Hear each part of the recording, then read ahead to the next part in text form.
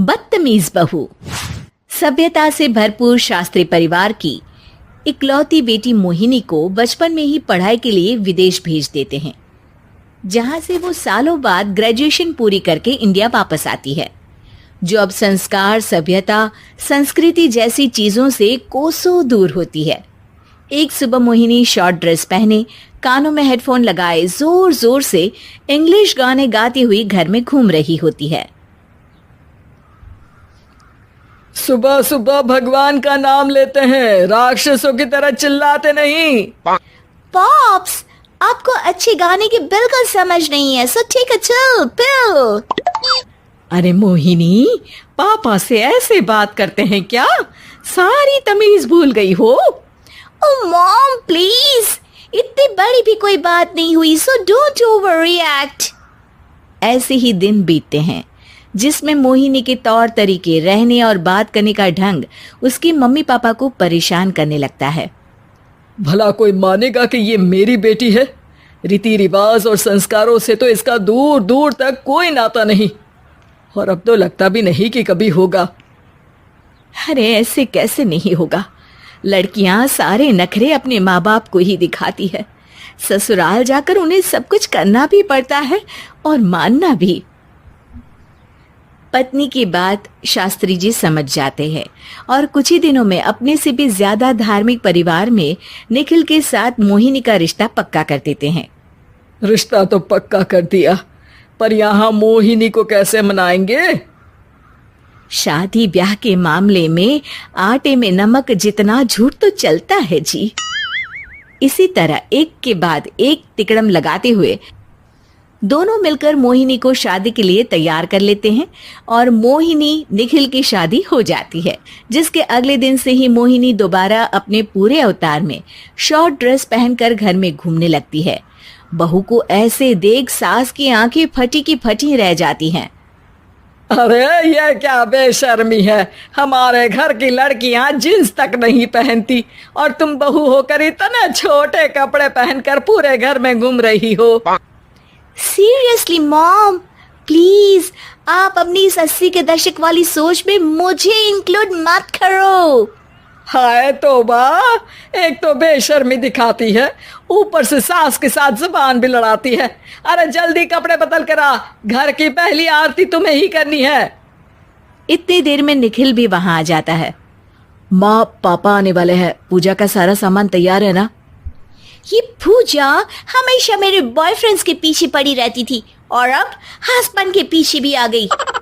मोहिनी की बातें सुन सास तो अपना सिर पकड़ लेती है, लेकिन निखिल किसी न किसी तरह उसे पूजा के लिए कन्विंस करके कपड़े चेंज करने के लिए भेज देता है, जिस पर पूजा खत्म होने के बाद वो एक बार फिर अपनी शॉर्ट ड्रेस में आ जाती है।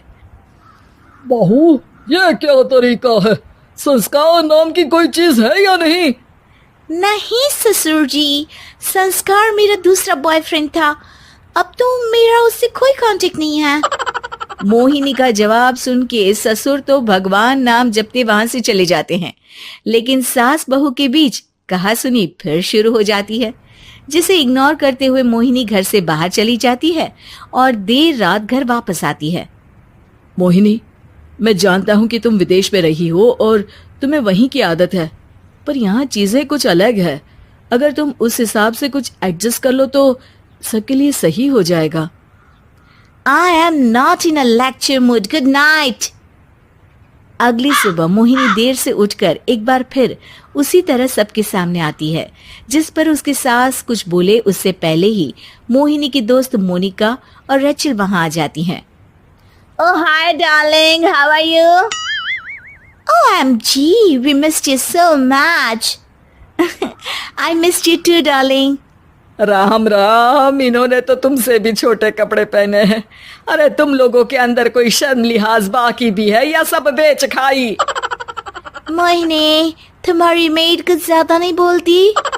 इस पर मोहिनी की दोस्त उसकी सास का मजाक बनाने लगती है, जिसे सुन निखिल उन्हें जवाब देते हुए कड़वे शब्द सुना देता है और वो सुन के वो दोनों तो मुंह बनाए वहां से चली जाती है, लेकिन गुस्से से लाल मोहिनी वहीं खड़ी निखिल को घूरती रहती है।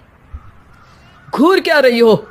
तुमसे शादी की ये सोचकर कि विदेश में पढ़ी लिखी हो, घर में कोई पॉजिटिव चेंज लाओगी, अपनी करियर के लिए एम्बिशियस होगी, पर अपने इस बिहेवियर से उस पढ़ाई के साथ साथ अपने मम्मी पापा के नाम को भी डुबो रही हो। अगर तुम्हें ऐसे ही हाल रखना है तो यहाँ रहने की कोई जरूरत नहीं है। निखिल की बातें सुनकर मोहिनी रोते हुए घर छोड़कर अपनी मम्मी पापा के पास वापस आ जाती है। ससुराल में सब कुछ ठीक तो है? वो अपने आप को समझते क्या है? मोहिनी पर चिल्ला रहे हैं? मैं क्यों उसके इशारों पर चलूं? मैं अपनी लाइफ अपने तरीके से जीना चाहती हूँ और वो ना आप लोगों को मंजूर था और ना ही उन्हें है। तुम यहाँ नहीं रह सकती। अपने पापा की बात सुन के मोहिनी हैरान रह जाती है। हाँ, तुमने बिल्कुल सही सुना। अगर तुम्हें अपने इस घमंड, बेशर्मी और बदतमीजी में ही जीना है तो तुम यहाँ भी नहीं रह सकती।